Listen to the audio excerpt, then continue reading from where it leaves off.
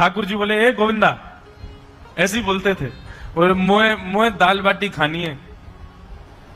गोविंदास बोले, 56 भोग बनते हैं रसोई में। अपरस में मुंह पे पट्टी बांध करके महाराज रसोईया बनाता है। अपरस में यमुना जी का जल आता है वहां से, वृंदावन से, उसके जल में सुंदर प्रसादी बनती है। इतने सुंदर शुद्ध भोजन को छोड़ के यहाँ दाल बाटी खानी है। ठीक है, मैं आज बोल दूंगा रसोई घर में बनवा देता हूं। बोले ना, रसोई की ना खानी तो बोले तेरी कदम खंडी में आऊंगा। गोविंदास जी जहां बैठ करके भजन चिंतन करते थे, मंदिर से थोड़ा दूर था, सुंदर वन था गिरिराज जी में। बोले मां आऊंगो और वहीं पे तू कंडा, वही गोबरी कंडा में बना, और कंडा में बना के तैयार कर, मैं आऊंगा वहीं खाऊंगा।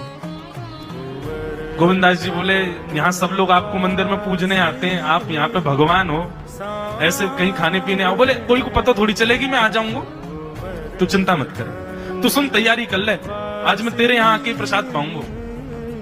गोविंदास जी चुपचाप मंदिर से भाग गए, किसी को बताया नहीं। किसी को पता थोड़ी कि ठाकुर जी ऐसे बाहर भी चले जाते हैं, सबको लगे अंदर ही रहते हैं। गोविंदास जी दौड़ करके गए, बढ़िया कंडा में बढ़िया उपले उपले लगा करके महाराज बाटी बनाई, दाल चढ़ा दी, सुंदर ठाकुर जी आएंगे पाने।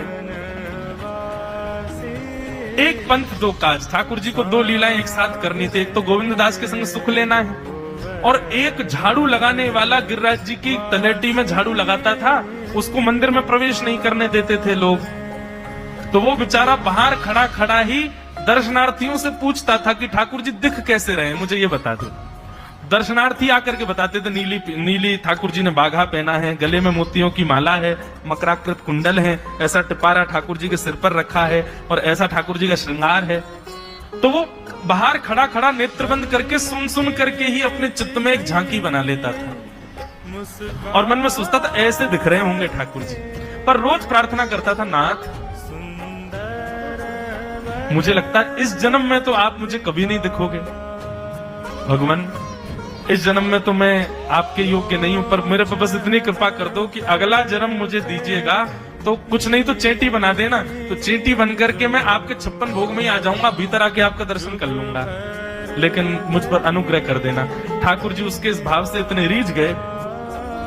गोविंद दास को बोला था कि दाल बाटी खाने आएंगे, मंदिर बंद करके सब तो चले गए वहां से, सब लोग भोजनालय में भोजन प्रसाद पाने लगे। ठाकुर जी मंदिर से निकले अचक करके बाहर, गिरिराज पर्वत के ऊपर विराजते थे। जैसे ही बाहर निकल करके आए तो गिरिराज पर्वत के नीचे ही वही झाड़ू लगाने वाला नेत्रों से आंसू बह रहे थे, ठाकुर जी का चिंतन कर रहा था। आज ठाकुर जी ऐसे दिख रहे हैं, सिर पर चांदी का मुकुट पहना है, ठाकुर जी ने आज गुलाब का इत्र लगाया है, ठाकुर जी के ऐसे ऐसे मकराकृत ठाकुर जी के कटाक्ष, वो सब चिंतन कर रहा था।